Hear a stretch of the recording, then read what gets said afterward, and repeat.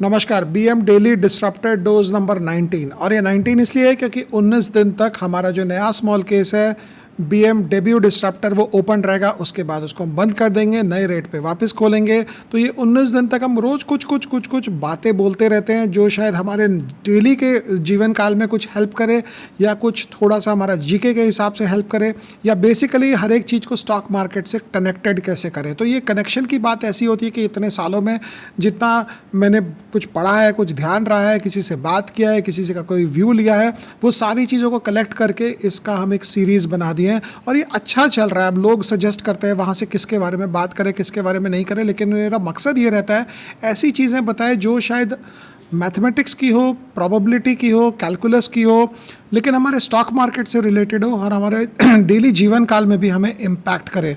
तो आज हम बात करेंगे नॉर्मली जो प्रोबेबिलिटी थ्योरी है जिसको हम सब हाई स्कूल में पढ़े थे और उसमें पढ़ते टाइम तो दिमाग ख़राब हो जाता था कि permutation, combination, probability, algebra, sampling, और दिमाग में ये लगता था मेरे को क्या करना है एपी जीपी से। क्या हम खाना खाएंगे तो चावल मुंह में एपी से जा रहा है या जीपी से जा रहा है, वो कोई फ़र्क पड़ेगा? एपी और जीपी, जो लोग वो मैथमेटिक्स नहीं पढ़े हैं, अरिथमेटिक प्रोग्रेशन और ज्योमेट्रिक प्रोग्रेशन होती है।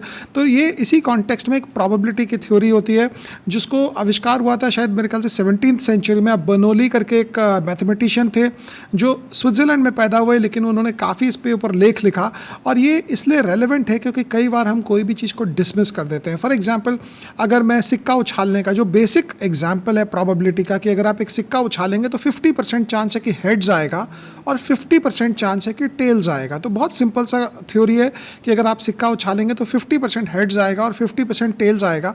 लेकिन अगर इस थ्योरी को, अगर मैं इसको बहुत बड़े रूप में देखूं कि अगर मैं 1,00,000 बार, if I spin a coin 100,000 times, 100,000 times if I spin a coin, is it necessary that heads would appear 50,000 times? नहीं, ज़रूरी नहीं है। It could be 49,987 और उसी कॉन्टेक्स्ट में टेल्स जो है वो शायद हो सकता है कि 50,013 टाइम्स आएगा, बिकॉज दोनों 1,00,000 हो रहे हैं, दोनों एड अप करके 1,00,000 का फिगर आ रहा है। लेकिन ज़रूरी नहीं है कि बिल्कुल 50-50 होगा। हमारा स्टॉक मार्केट का जो जीवन होता है वैसे ही होता है। हम चाहे स्टॉक मार्केट में कई बार हम बोलते हैं कि यार ये कर ले, कुछ नहीं होगा, ये ऐसा होता ही है, लेकिन ज़रूरी नहीं ऐसा होगा, क्योंकि वो जो एब्रप्टनेस है, वो जो 13 टाइम्स जो हेड के बजाय टेल्स आया, टेल्स के बजाय हेड आया, इसी को हम तकदीर बोल देते हैं ultimately, because we don't have answers to such situations. तो ये एक बर्नौली जो मैथमेटिशियन थे, उन्होंने एक लॉ ऑफ लार्ज नंबर्स बताया था और ये इसी कॉन्टेक्स्ट में उन्होंने बताया था कि it tends towards 50% but it will never B 50%। और इसका कॉन्टेक्स्ट में एक बहुत ही जनरल एक बात चलती है कि मॉस्को में वर्ल्ड वॉर 2 का समय था और नाजी जर्मनी, हिटलर के प्लेन्स जो थे बॉम्ब कर रहे थे लेफ़्ट, राइट एंड सेंटर। तो एक दो मैथमेटिशियंस आपस में बात कर रहे थे, तो एक ने बोला कि यार 70 लाख आदमी मॉस्को में रहते हैं, क्या गारंटी है कि हमें लगेगा? हमें तो कोई बॉम्ब नहीं लगेगा, I think I am safe, I am not going anywhere. तो दूसरे ने उसको बताया कि 70 लाख आदमी रहते हैं, उसके साथ साथ एक हाथी भी है मॉस्को में जिसको कल रात को नाजी एयरक्राफ्ट में उड़ा दिया ऊपर से। तो जो हाथी मरा उसकी क्या प्रोबेबिलिटी थी कि एक ही हाथी रहेगा 70 लाख आदमी में, उसी के ऊपर बॉम्ब गिरेगा। इसकी बात ये होती है कि कई बार हम स्टॉक मार्केट में हम लाइफ में रिस्क्स लेते हैं और रिस्क लेके हम निकल जाते हैं। अगर आप निकल गए तो जो जीता वही सिकंदर, अगर आप नहीं निकले तो जो फंस गया वो बन गया बंदर, वो वाली बात होती है।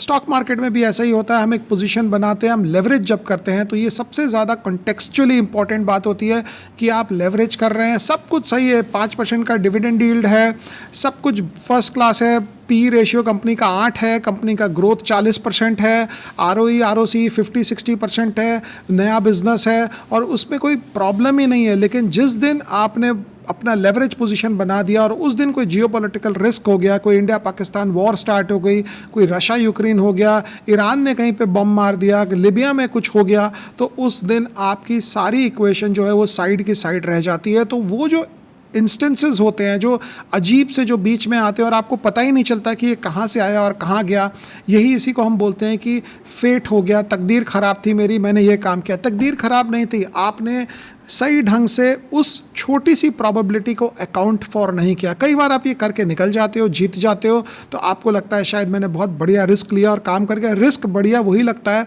जो सक्सेसफुल हो। जो रिस्क बढ़िया सक्सेसफुल नहीं होता है वो रिस्क बेवकूफ़ी बन जाती है। तो ये जो प्रॉबिलिटी का गेम होता है, ये प्रॉबिलिटी का गेम टेक्स्ट बुक में चलता है, लेकिन जब लॉ ऑफ लार्ज नंबर जब आप करते हो, इट टेंड्स टुवर्ड्स 50%। हर वक्त याद रखना, आप एक सिक्का फेंकोगे। हम लोग बचपन में जब लूडो खेलते थे तो ऐसे ऐसे हाथ को 10 बार हिलाते थे कि इस बार तो मेरा 6 आएगा ही आएगा। या आपकी गोटी अगर पड़ी है तो 1 आना है, मेरे को होम आना है, तो उसको 8 बार हाथ हिलाने से 1 नहीं आएगा। जो गिरना है जो गिरेगा, it's just a matter of chance. अगर किसी को 3 बार 6 आ गया तो हम लोग तो, दूसरे आदमी तो बोलते थे कैंसिल कर दो 3 बार 6 आने में, बिकॉज लूडो में अगर 3 बार 6 आ गया तो आपका तीनों 6 कैंसिल हो जाएगा। बट वो चांस था, उसका चांस हुआ, चांस आ गया। चांस क्रिकेट में भी चलता है, लेकिन चांस लॉन्ग रन में नहीं चलता, चांस शॉर्ट रन में चलता है, आइसोलेटेड केसेस में चांस चलते हैं। लेकिन एक और चीज़ ध्यान रखने वाली होती है कि जो आउटकम होता है वो अपने प्रीवियस रिजल्ट से अनअफेक्टेड होता है। बिल्कुल ध्यान से सुनना मैं क्या बोल रहा हूँ। जो आउटकम होगा वो प्रीवियस रिजल्ट से अनअफेक्टेड होगा। तो आपका ये सिक्का फेंकने के गेम में आप 100,000 टाइम सिक्का फेंक रहे हैं। सपोज आप 99,000 तक पहुंच गए हैं, 1,000 टाइम बचा है, तो 99,001 जो आप सिक्का फेंकोगे, when you spin a coin, probability है कि 50% इधर गिरेगा या 50% उधर गिरेगा। तो हेड गिरेगा या टेल गिरेगा, आपको प्रोबेबिलिटी है 50-50। लेकिन जब वो गिरता है उसको कोई फ़र्क नहीं पड़ता 99,000th टाइम वो हेड गिरा था कि टेल गिरा था। मतलब कि 2 बार टेल्स भी आ सकता है, 2 बार हेड्स भी आ सकता है, और वो होता है चांस। और ये चांस का जो एंगल होता है, हम व्यापार करते हैं, हम बिजनेस करते हैं, कई बार हम इसको इग्नोर कर देते हैं। हम बोलते हैं ठीक है कोई बात नहीं यार, चलेगा, सब ठीक हो जाएगा, कोई बात नहीं। ये नॉर्मली हम लोग क्या बोलते हैं, हमारे मारवाड़ियों में एक बहुत कॉमन कहावत है, अरे भगवान सब ठीक करेगा, तुम किसी का ख़राब थोड़ी किए हो जो तुम्हारा कोई ख़राब करेगा। ये सब मन को शांत करने की बात होती है। अगर तुम ख़राब किए हो या नहीं किए हो, भगवान ठीक करेगा या नहीं करेगा, इसको साइड रखना चाहिए। अपने हिसाब से आपको जो छोटे छोटे एजेस हैं लाइफ में, उसको बंद करना चाहिए। एज का मतलब कि कहीं पे भी अगर आपको रिस्क नज़र आ रहा है और आपने अगर उस रिस्क को कवर नहीं किया, तो शायद उस समय भगवान भी आपका हेल्प नहीं करेगा, क्योंकि आप लॉ ऑफ लार्ज नंबर्स के हिसाब से फंस जाओगे कि it will tend towards 50,000 but it will never be 50,000 heads and 50,000 tails. तो ये जब होता है, जो मैंने आपको अभी एग्जांपल दिया, 99,000 टाइम्स आपने सिक्का उछाला, सपोज आपका एनालिसिस के हिसाब से 49,500 हेड्स आया और 49,500 टेल्स आया, लेकिन 99,000th टाइम आपका हेड्स आया, और 99,001 में अगर आपने सिक्का उछाला, ज़रूरी नहीं है टेल आएगा, क्योंकि पीछे वाला जो आउटकम है, पिछले बार हेड्स आया था, इस बार ज़रूरी नहीं है कि वापस वो टेल्स ही आएगा, बिकॉज हेड के बाद भी हेड आ सकता है, टेल के बाद भी टेल आ सकता है। और ये सबसे बड़ी डेंजरस चीज़ होती है लाइफ में कि आप पुराने प्रोबेबिलिस्टिक इवेंट्स के साथ सामने को फोरकास्ट करते हैं। अभी जब इंडिया पाकिस्तान का जब वो ड्रोन अटैक चल रहा था पाकिस्तान साइड से, और हमारे जो सेना लगी थी एक एक ड्रोन को उठा उठा के गिरा रही थी नीचे, मैंने जितने भी बॉर्डर टाउन्स में हमारे जान पहचान वाले रहते हैं, मैं ट्राई किया सबके साथ to reach across to them and I gave them an advice. एक पठानकोट में भी रहते हैं जो हमारे क्लाइंट भी हैं, और इसी ढंग से मैंने उनको बोला कि चांस तो ऑलमोस्ट नियर 0% है कि शायद कुछ आएगा, यहाँ पे कुछ अटैक होगा, लेकिन अगर आ गया तो उस समय किसको कंप्लेन करने चाहोगे आप?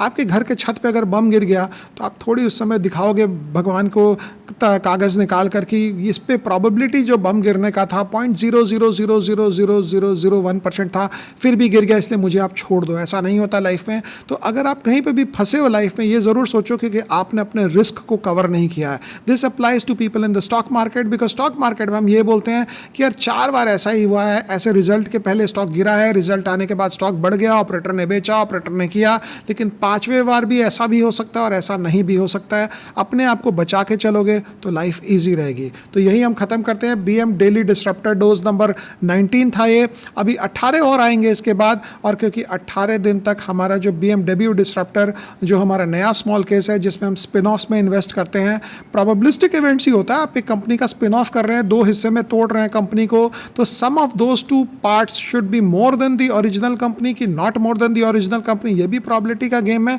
और ये वाली कंपनियां हम इसमें इन्वेस्ट करते हैं, और हम उन IPO में इन्वेस्ट करते हैं जो IPO स्टॉक्स लिस्ट हो चुके हैं पहले, और जिनकी धुलाई पिटाई के बाद 40-50% स्टॉक ऊपर से नीचे आ गया।